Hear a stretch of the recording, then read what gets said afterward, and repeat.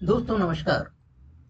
दोस्तों आज हम डिस्कस करने वाले हैं इंडियन पॉलिटी और जो कि आप पढ़ रहे थे भारत शासन अधिनियम के बारे में आज हम पढ़ेंगे। हालांकि सारे और भी जो एक सेशन हो चुका है जिसमें बहुत सारे चीजें हैं जो कि चार्टर एक्ट है और संविधान सभा जो भी उसमें चार्टर सारे चार्टर एक्ट के बारे में डिस्कशन है और जो भी भारत शासन अधिनियम लागू किए गए उन सब चीज़ों के बारे में डिस्कशन है। जिन्होंने ये सारी चीज़ों के बारे में जानकारी नहीं है, वो ये सेशन देख सकते हैं। पुराना वाला फर्स्ट सेशन वो डिस्क्रिप्शन बॉक्स में हम डाल देंगे और आप लोग देख लीजिएगा उसे। तो देखिए भारत शासन अधिनियम ये साथियों साथ ही बता देंगे 1 लाख क्वेश्चन सीरीज ये जो चल रही है, ये बेहद इम्पोर्टेंट सीरीज है जो आने वाले एग्जामों के लिए बहुत ही लाभदायक सिद्ध होगी। देखिए भारत में उत्तरदायित्व शासन की स्थापना, भारत में उत्तरदायित्व पूर्ण शासन की स्थापना के संदर्भ में अंतिम महत्वपूर्ण अधिनियम कौन सा था? तो अंतिम महत्वपूर्ण अधिनियम कौन सा था? चार्टर भारत सरकार अधिनियम 1935। देखिए भारत सरकार अधिनियम 1935, ये पहली चीज तो अंतिम महत्वपूर्ण अधिनियम था। कौन सा था अंतिम महत्वपूर्ण? देखिए ब्रिटिश संसद ने भारत शासन अधिनियम कब पारित किया था? तो ब्रिटिश संसद ने ही भारत शासन अधिनियम 1935 पारित किया था और वो अगस्त 1935 में पारित हुआ। देखिए 1935 की मुख्य विशेषताएं क्या है? इसकी विशेषताएं एक बार देख लीजिए। पहली चीज तो विशेषता है कि भारत में सर्वप्रथम संघात्मक सरकार की स्थापना हुई, तो संघात्मक सरकार देखने को मिली। और दूसरी चीज प्रांतों में स्वायत्त शासन की स्थापना हुई और केंद्र में द्वैध शासन की स्थापना हुई। देखिए ये महत्वपूर्ण नहीं कि कंटेंट कहाँ से लिया गया, बट ये बहुत ही महत्वपूर्ण है कि कंटेंट क्या है जो एग्जाम के लिए बेहद इंपॉर्टेंट है। तो ये कुछ लोग पूछ रहे थे कि ये बुक कौन सी है, तो मैं बता दूं कि ये जो है 1 लाख एग्जाम पॉइंटर सीरीज है जो कि 1 लाख क्वेश्चंस हैं, जो कि PYQ और अन्य बेसिस जो एग्जाम में आ चुके हैं वो महत्वपूर्ण क्वेश्चंस इसमें डाले गए हैं जो आपके एग्जाम के लिए बेहद इंपॉर्टेंट सिद्ध हो सकते हैं। तो भारत शासन अधिनियम की मुख्य विशेषताएं, पहली विशेषता है कि सर्वप्रथम संघात्मक सरकार की स्थापना की गई और प्रांतों में स्वायत्त शासन की स्थापना हुई और केंद्र में द्वैध शासन देखने को मिला। तो देखिए और इसकी क्या विशेषता है? देखिए 1935 भारत शासन अधिनियम 1935 के अंतर्गत अवशिष्ट शक्तियां जो कि केंद्रित थी गवर्नर जनरल वायसराय में, यानी कि वायसराय में अवशिष्ट शक्तियां केंद्रित की गई थी। और दूसरी चीज की इस अधिनियम के द्वारा अंग्रेजों ने अखिल भारतीय संघ शब्द प्रस्तावित किया था और इस अधिनियम में विषयों को विभाजित किया गया था। और विषय किन किन चीजों में? संघ सूची, राज्य सूची और समवर्ती सूची। इसमें इन तीनों सूचियों में विषयों को निर्धारित कर दिया गया था इस अधिनियम के द्वारा। देखिए संघीय न्यायालय की स्थापना क्या किस अधिनियम के अंतर्गत हुई? तो संघीय न्यायालय की स्थापना भी इसी अधिनियम के अंतर्गत हुई और ये भारत को लिखित संविधान देने का प्रयास किया गया था। इसी अधिनियम के द्वारा लिखित संविधान देने का प्रयास किया गया। और देखिए ब्रिटिश भारत से ब्रिटिश भारत से संबंधित कुल अनुच्छेद और अनुसूचियां थी। कुल अनुच्छेद कितने? 321 अनुच्छेद और कितना? 10 अनुसूचियां। ये जो है भारत शासन अधिनियम 1935 में ब्रिटिश भारत से संबंधित कुल अनुच्छेद 321 थे और अनुसूचियां कितनी थी? 10। अब देखिए वो अधिनियम जिसके द्वारा भारत में संघात्मक सरकार स्थापित हुई। तो हालांकि इसकी विशेषता में देख चुके हैं कि संघात्मक सरकार देखने को मिलती है। और दूसरी चीज अखिल भारतीय संघ में सम्मिलित होना अनिवार्य अनिवार्य था इसका। और 1935 अधिनियम में अखिल भारतीय संघ में सम्मिलित होना ऐच्छिक थी, तो भारतीय राजाओं के लिए। और ये क्या था? इसके अधीन संघ में सम्मिलित होने वाली सभी रियासतों के शासक के लिए अनिवार्य था। क्या शासक के लिए अनिवार्य था? अंगीकरण या विलय पत्र पर हस्ताक्षर करना। यानी कि इस अधिनियम के अधीन संघ में सम्मिलित होने वाली सभी रियासतें संघ में जो भी रियासतें सम्मिलित होंगी उनके लिए अनिवार्य था कि वे विलय पत्र पर हस्ताक्षर करें। ठीक है, और विलय पत्र पर हस्ताक्षर आप लोग जानते हैं कि महाराजा रणजीत सिंह ने नहीं किया था, हालांकि बाद में किया। तो ये सारी चीज देखने को मिलती हैं। और गवर्नर जनरल वायसराय की अधीन जो नियुक्ति की गई थी वो क्या था कि ब्रिटिश सम्राट के प्रतिनिधि के रूप में नियुक्ति की गई थी। वायसराय अब कौन कौन होगा? ब्रिटिश सम्राट का प्रतिनिधि होगा, एक तौर से ब्रिटिश सम्राट का प्रतिनिधि होगा, और संघीय शक्तियों के प्रयोगकर्ता अधिकारी के रूप में। ठीक है, और संघीय शक्तियां जो थी उनका प्रयोग करता होगा, उनका एक प्रयोग करने वाला अधिकारी होगा। केंद्रीय और प्रांतीय, इस जो अधिनियम 1935 है उसमें केंद्रीय और प्रांतीय सरकारों के मध्य वैधानिक शक्तियों का विभाजन हेतु सूचियां बनाई गई, और सूचियों में संघीय सूची में 62 विषय रखे गए, प्रांतीय सूची में 54 विषय रखे गए, समवर्ती सूची में 36 विषय। तो ये वेरी मोस्ट इंपॉर्टेंट क्वेश्चन है कि इसको याद कर लीजिएगा। इसमें जो संघ सूची है उसमें कितने विषय रखे गए? 62 विषय रखे गए, और जो प्रांतीय है उसमें कितने रखे गए? 54 विषय। तो पहले वाले में संघ सूची में 62 और प्रांतीय सूची में 54 विषय, और समवर्ती सूची में कितने? 36 विषय ये रखे गए। देखिए संघ सूची में रखे गए विषय कौन कौन से थे, चलिए आइए जानते हैं। देखिए संघीय सूची में जो 62 विषय थे इसमें कुछ महत्वपूर्ण विषय, कुछ प्रमुख जो संघीय सूची में थे वो विषय कौन कौन से थे? वो सेनाएं थी, डाक तार, मुद्रा, रेल, विदेशी मामले, जितने भी विदेशी मामले थे वो संघीय सूची में रखे गए, अखिल भारतीय सेवाएं आदि। तो देखिए कई विषय थे, सशस्त्र सेनाएं थी, और क्या था? डाक तार और मुद्रा, रेल, विदेशी मामले और अखिल भारतीय सेवाएं, ये सारे अधिनियम संघीय सूची में रखे गए थे। देखिए किसी भी सूची को उल्लिखित नहीं गया 1935 में अधिनियम के अंतर्गत किसी भी सूची में उल्लिखित नहीं किए गए विषय को विधि निर्माण का अधिकार किसे दिया गया? तो वो जो संघीय सूची में या किसी सूची में जो विषय नहीं उल्लिखित किए गए, जिनको नहीं रखा गया, वो विषय, उन विषय के संदर्भ में जो विधि निर्माण अधिकार था वो किसे दिया गया था? वो दिया गया था गवर्नर जनरल के आदेश से केंद्रीय अथवा प्रांतीय विधानसभाओं को अधिकार मिला था। यानी कि केंद्रीय और प्रांतीय विधानसभाएं जो हैं उसमें गवर्नर जनरल के आदेश से केंद्रीय और प्रांतीय सभाओं में इनको ये अधिकार मिला था कि ये जो है विधि निर्माण कर सकते हैं।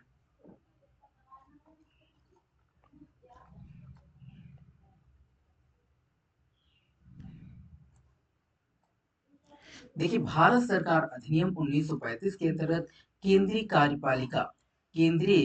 कार्यपालिका को के आरक्षित विषयों का प्रशासन किया था। तो वायसराय उसकी 3 परिषदीय द्वारा प्रशासन किया जाता था। तो आरक्षित विषयों का प्रशासन, केंद्रीय कार्यपालिका के जो आरक्षित विषय थे उन पर प्रशासन किसके द्वारा किया जाता था? वायसराय और उसकी 3 परिषदीय और उसकी 3 परिषद सदस्यीय परिषद के द्वारा किया जाता था। तो यूं आप समझे कि वो परिषद द्वारा किया जा रहा था। और देखिए 1935 के अधिनियम के अनुसार 1935 के अधिनियम के अनुसार केंद्रीय कार्यपालिका के हस्तांतरित विषयों का प्रशासन, देखिए अभी तो आरक्षित विषयों का प्रशासन था, अगर अगर हस्तांतरित विषयों के प्रशासन पर गौर करें तो ये गवर्नर जनरल और उसके मंत्रिपरिषद। तो आरक्षित विषय पर 3 सदस्यीय परिषद ही, लेकिन इसमें गवर्नर जनरल और उसके मंत्रिमंडल, इनके द्वारा केंद्रीय कार्यपालिका के जो हस्तांतरित विषय थे उन पर प्रशासन किया जाता था। अब देखिए मंत्रिमंडल की बैठकों की अध्यक्षता का अधिकार किसे प्रदान किया गया? तो वायसराय को प्रदान किया गया। किसे प्रदान किया गया? वायसराय को।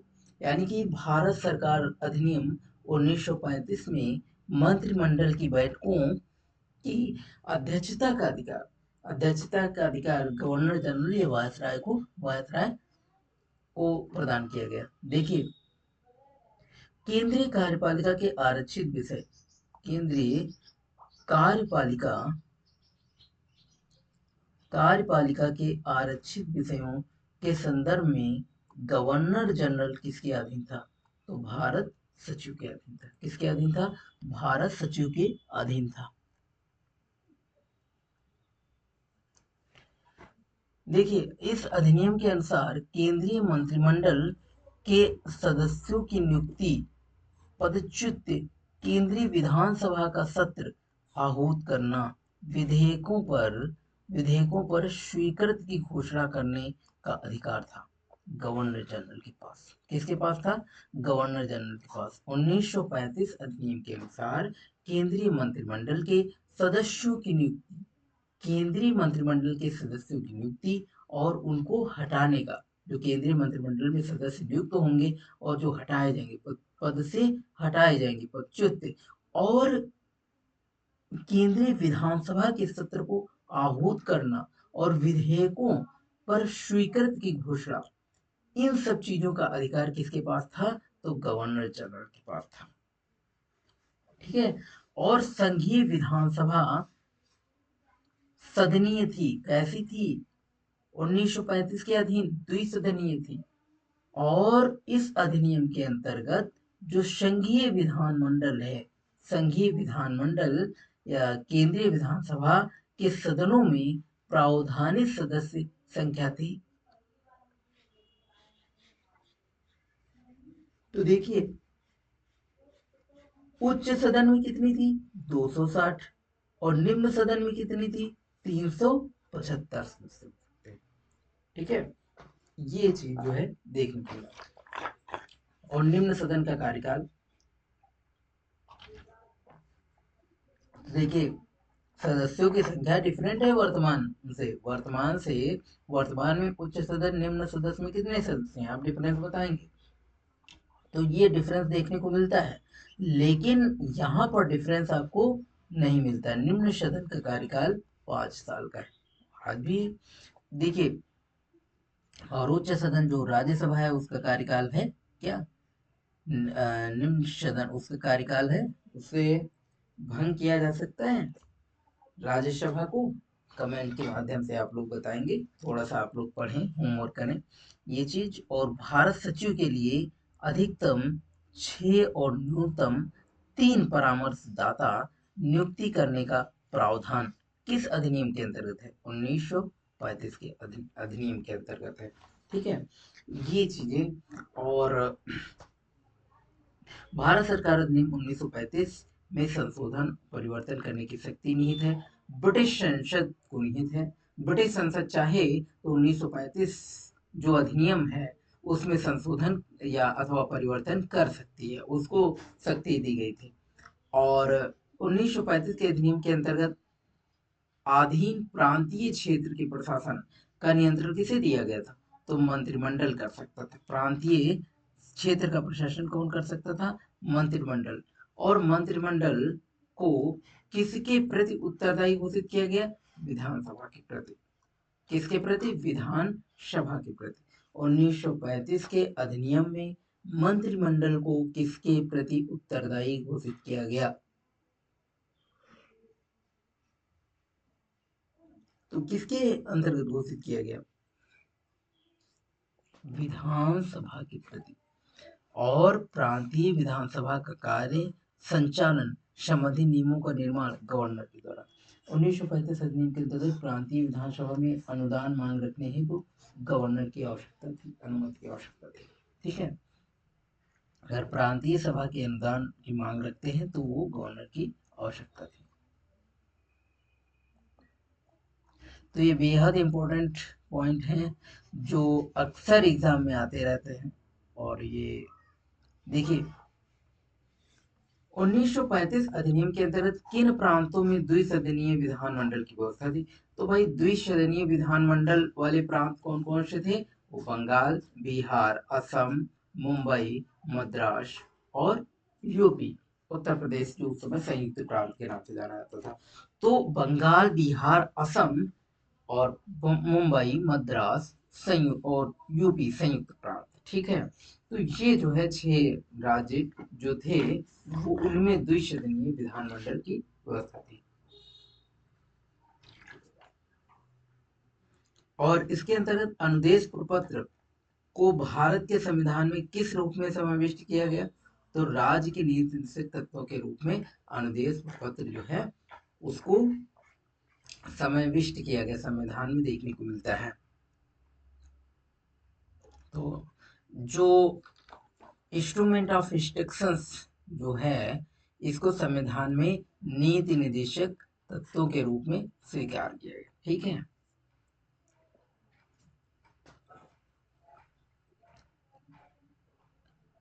और केंद्रीय विधायिका के दोनों सदनों में किसी विधेयक के संदर्भ में मतभेद की स्थिति में उसे सुलझाने किसके द्वारा दोनों सदनों को संयुक्त सत्र आहूत किया जा सकता है? तो किसके द्वारा?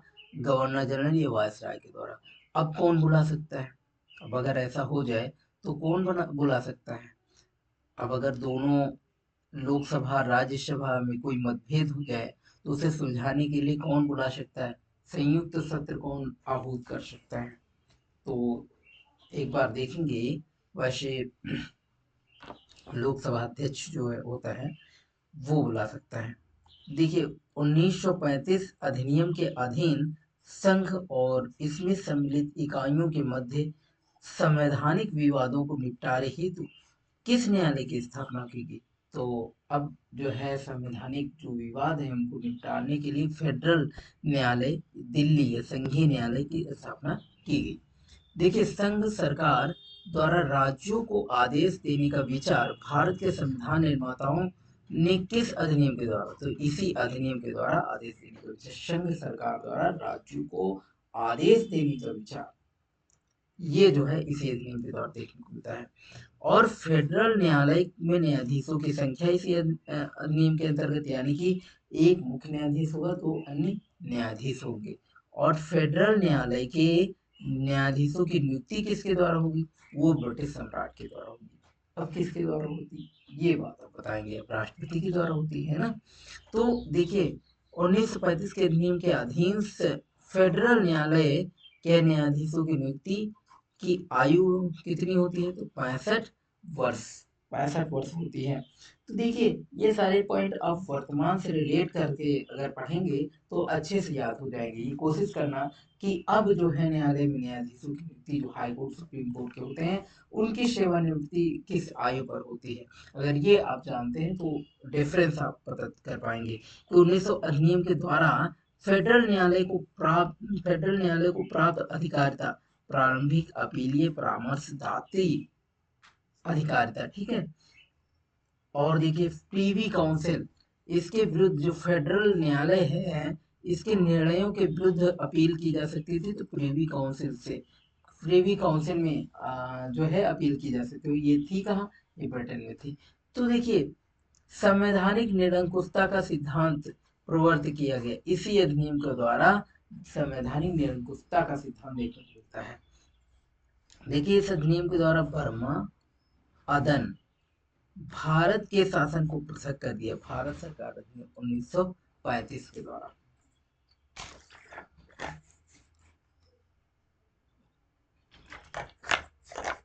यानी कि जो बर्मा था और अदन था इसको भारत से पृथक कर दिया गया था, इसी अधिनियम के द्वारा भारत से पृथक किया गया।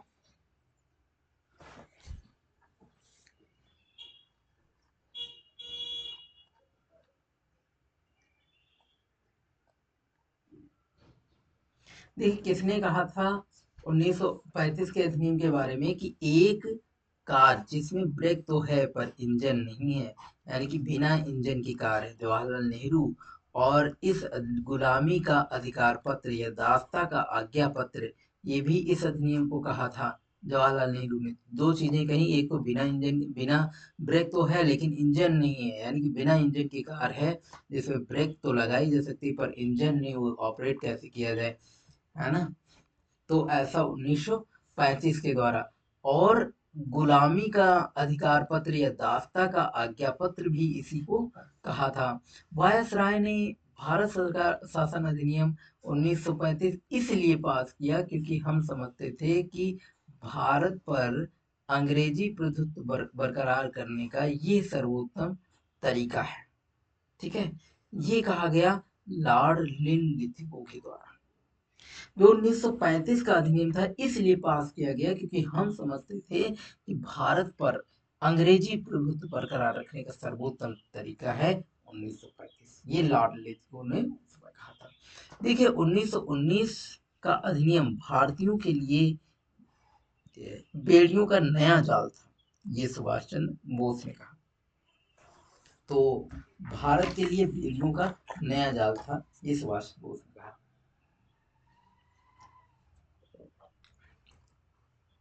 सर ये 1919 ना होकर के 1935 कर लीजिएगा आप लोग, ठीक है।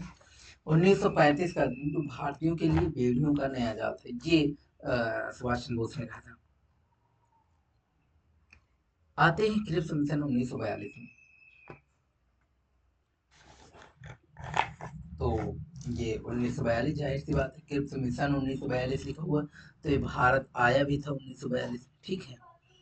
और किस प्रस्ताव के माध्यम से पहली बार स्पष्ट रूप से भारतीय संविधान का निर्माण, भारत की संविधान का निर्माण, भारतीय संविधान का निर्माण भारत की निर्वाचित संविधान सभा के द्वारा हुआ। तो निर्वाचित संविधान सभा के द्वारा किया गया क्रिप्स मिशन प्रस्ताव में, ठीक है।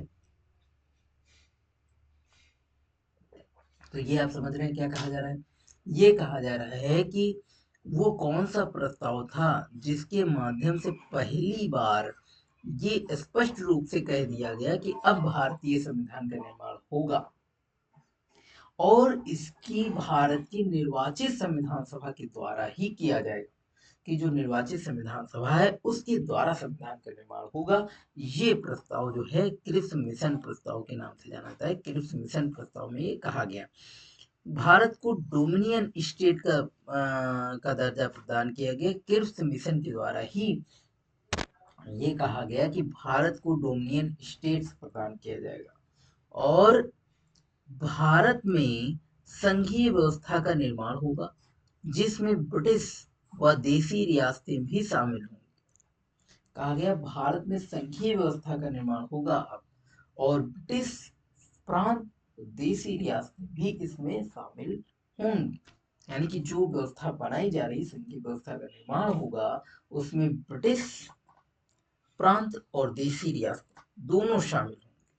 और ये जो है क्रिप्स मिशन के माध्यम से, क्रिप्स मिशन के माध्यम से कहा गया, ठीक है।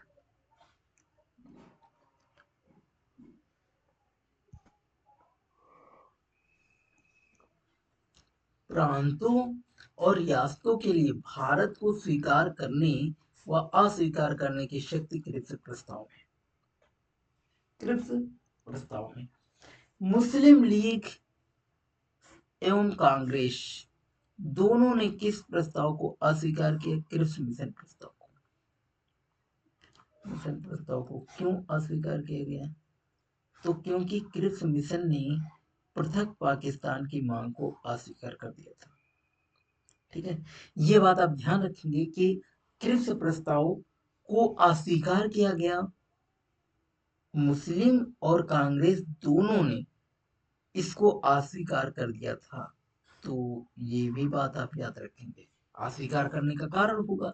भाई देखिए प्रांत और रियासतों के लिए संविधान को स्वीकार करने या अस्वीकार करने की जो प्रावधान था वो किस प्रस्ताव में था और मुस्लिम लीग और कांग्रेस दोनों ने इसको अस्वीकार कर दिया इस प्रस्ताव को।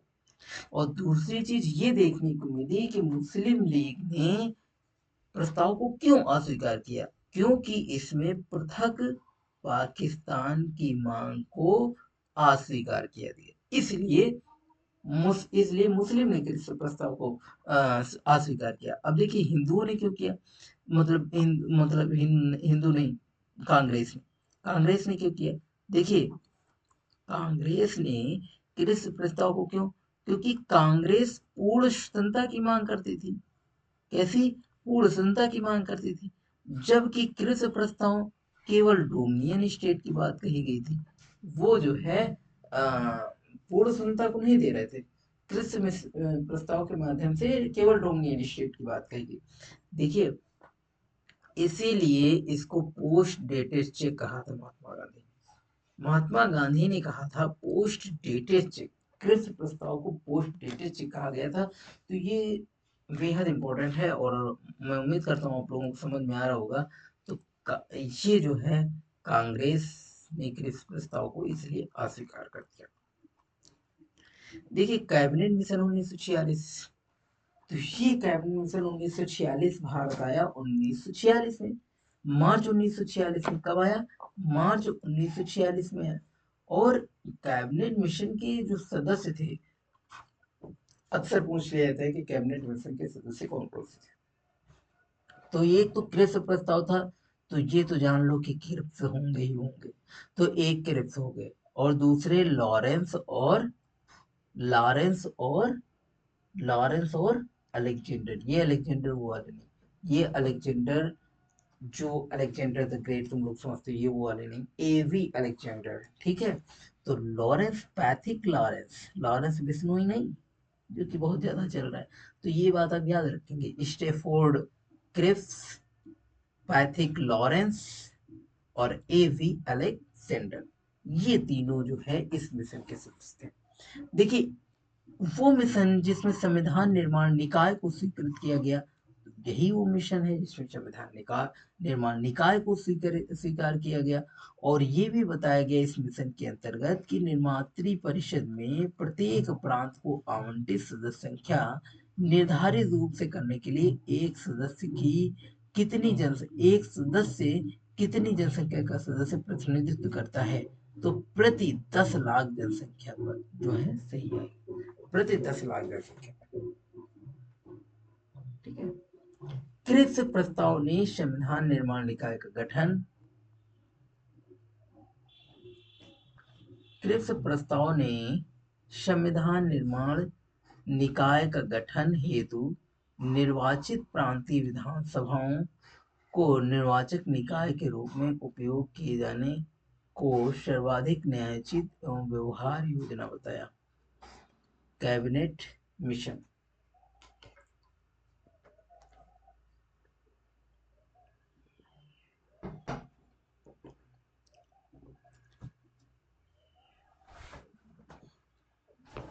कैबिनेट मिशन और कैबिनेट मिशन के अंतर्गत भारत में एक ढीला ढाला संघवाद, लूज फेडरेशन का निर्माण का प्रस्ताव किया गया था।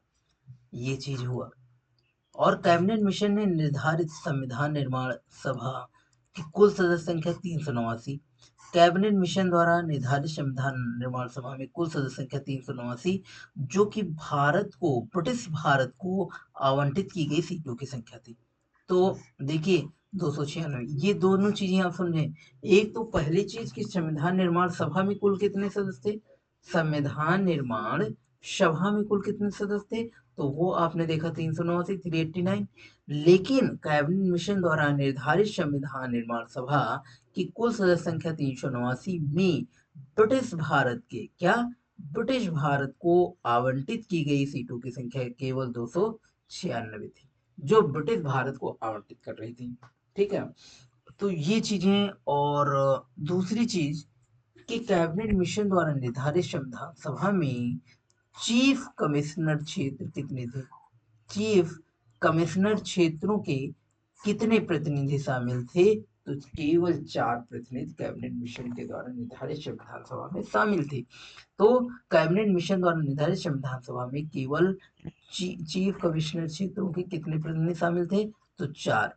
देखिए निर्धारित संविधान निर्माण सभा में देशी रियासतों में लाए जाने वाले प्रतिनिधियों की संख्या कितनी थी, 93। कैबिनेट मिशन योजना के अंतर्गत प्रत्येक ब्रिटिश प्रांत को आवंटित की गई सीटों की संख्या कितने समुदायों के बीच उनकी जनसंख्या के अनुपात अनुपात में किया गया? मुस्लिम, सिख, सामान्य। तो ये जो है प्रत्येक ब्रिटिश प्रांत को आवंटित की गई सीटों की निर्धारण कितने समुदायों के बीच, तो ये 3 समुदायों के बीच में जो है उनकी जनसंख्या के अनुपात में किया गया, मुस्लिम, सिख और सामान्य।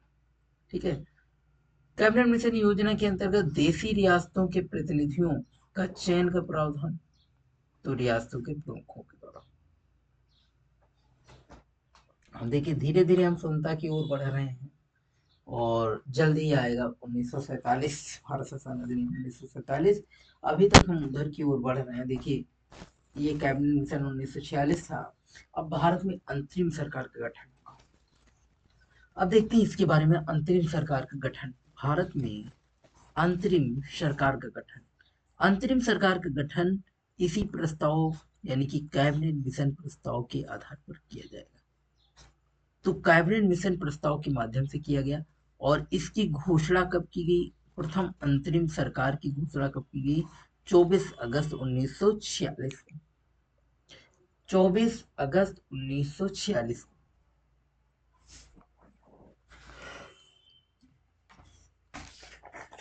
और कैबिनेट मिशन योजना के अंतर्गत कितने सदस्यों के अंतरिम सरकार के गठन का प्रावधान किया गया था? तो केवल 14। यानी कि कह रहा है संविधान योजना के तहत कितने सदस्यीय अंतरिम सरकार के गठन का प्रावधान किया गया? तो अंतरिम सरकार केवल 14, 6 कांग्रेस, 5 मुस्लिम, 1 एंग्लो इंडियन, 1 सिख, 1 पारसी, जनसंख्या के आधार पर थे। ठीक है। तो इतने सदस्य कैबिनेट मिशन के तहत जो है 14 सदस्यीय अंतरिम सरकार के गठन का प्रावधान किए, ये आप समझे, जिसमें 5 मुस्लिम लीग के थे, 6 कांग्रेस के थे, 1 एंग्लो था और 1 सिख था, 1 पारसी था।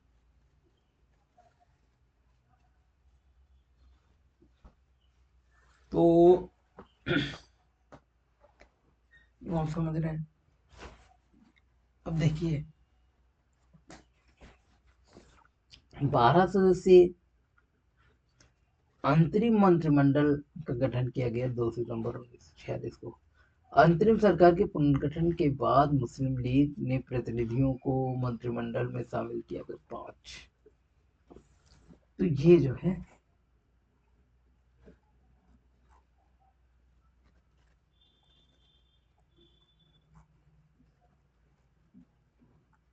तो आप लोग देख भी सकते हैं कि जवाहरलाल नेहरू जो अंतरिम सरकार थी, इसके बाद 1947 मंत्रिमंडल देखेंगे। तो 1946 में जवाहरलाल नेहरू जो कि विदेश और राष्ट्र मामले देखने के लिए जो है बने थे उपाध्यक्ष, और सरदार पटेल को गृह सूचना प्रसारण रियासत, लियाकत अली को वित्त विभाग और बलदेव सिंह को रक्षा विभाग, जान मथई उद्योग विभाग, राजगोपालाचारी शिक्षा विभाग। तो इस प्रकार से बटे हुए थे।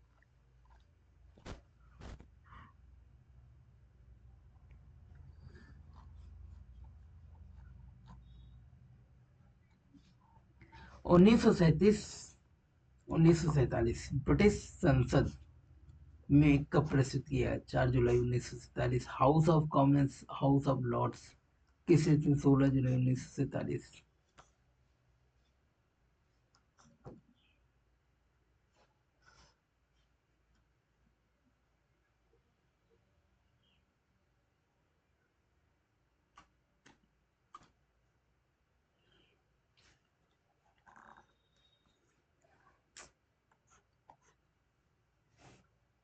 ठीक है।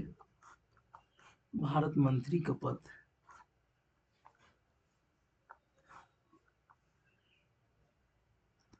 तो ये जो है 1947 नियम था। और भी बहुत सारी चीजें हैं, जैसे हाँ देखिए ये बहुत इंपॉर्टेंट पॉइंट है। गवर्नर और गवर्नर जनरल का पद केवल मात्र संवैधानिक प्रधानमंत्री था, जैसे कि इस समय राष्ट्रपति होता है। तो यूं आप समझे इनका पद मात्र प्रधान मात्र रह गया था 1947 में। और इस योजना के अंतर्गत माउंटबेटन योजना पर आधारित था, सुनता आदमी। और इसको अस्वीकार कर दिया एपीजे अब्दुल कलाम, मौलाना अब्दुल कलाम आजाद ने।